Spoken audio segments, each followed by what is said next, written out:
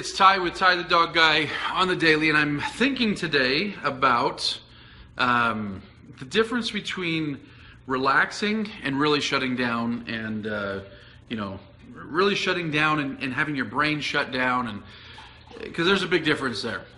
So here I am at home with, if you're watching the video portion, you can see I've got my dog there. Over here I've got a client's dog. There's another client's dog taking a drink of water. Simon, come here, bud. Good boy. Down. All the way. Down. He doesn't want to lie down there. Yeah, there you go, buddy. Down. Good boy. And then I've got my other dog over there. And so I'm thinking, because I was talking about this today with a client, where we were talking about giving their dog downtime, right? Which is important for every dog. Now, in this dog's case, it's really important because we're training this dog to be a service dog.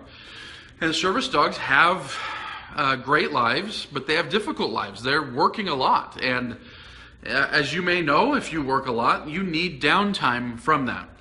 And so the thing that I often hear folks say is, well, my dog does have downtime. He'll go over to his bed and take a nap, or he'll lie down on the floor and just relax. And that's true. Lots of dogs, of course, are going to do that.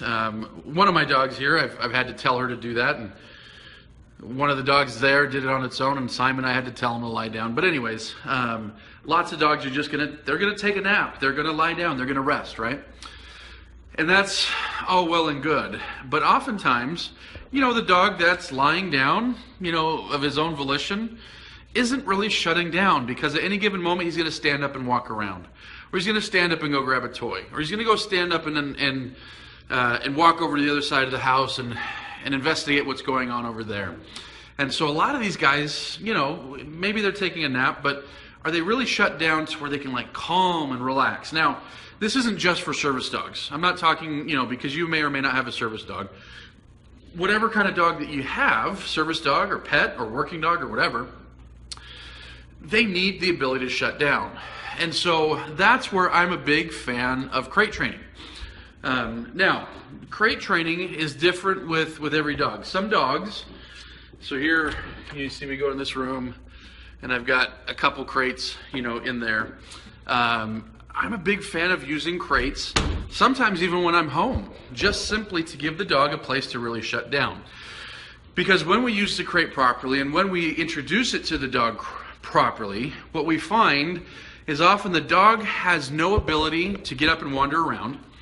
The dog has no ability to chew on this or bark at that, if we're doing things right and we're teaching crate training the right way. The dog isn't really able to kind of make goofy mistakes and act up and wander around and play with this or play with that.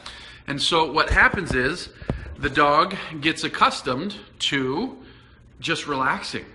And the dog becomes accustomed to just shutting things down, and just getting that rest and that brain rest that so many dogs need but never truly get.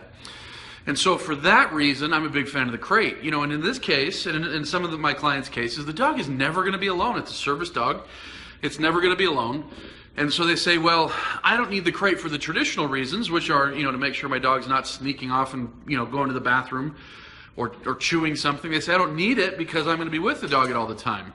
And for that dog, it's probably even more important that they get some crate time. Because for that dog, they are going to need a way to kind of shut things down, get their own independence, and be calm. So I often call the crate the silent teacher, because it really does nothing, right? It just sits there, and the dog just sits in it. But as the dog is properly conditioned to the crate, what we see is that the dog learns to just shut things down and is taught to do that. Being calm is a skill set. And think about it, it's the same for us. So many of us need to learn how to have these moments where we can just relax and just be, and instead of constantly go, go, go. It's so true for our dogs as well. For that reason, I try to recommend, in almost all cases, that you really don't put anything in the crate. At maximum, maybe one indestructible toy that the dog's not going to be able to ingest or anything like that. But other than that, the purpose of the crate is to teach the dog how to relax, how to shut things down. So when the dog needs that for times that are stressful, when the dog needs that for times that they've been working hard, or just the dog needs that, they have access to it. Now, like I said earlier, some dogs, it's different with every dog.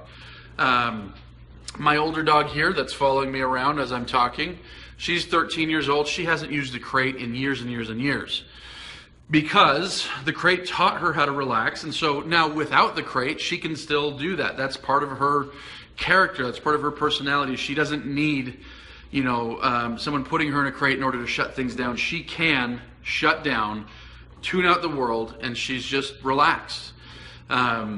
And it's not just because she's 13. She's been able to do that since she was 2 or 3 years old. And so I haven't used the crate since she was probably just over 1. She just didn't need it. My Rottweiler, who passed away a few months, got to that point too. He was a little bit later on in life, maybe 18 months, 2 years or so, to where he simply would just shut down.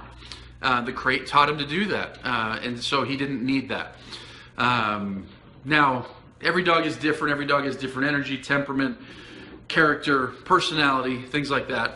But all dogs, especially at the beginning of any training program, can typically benefit from this crate training and teaching the dog how to actually shut things down and how to actually relax, not just stop moving, but how to actually relax. So think about that with your dog.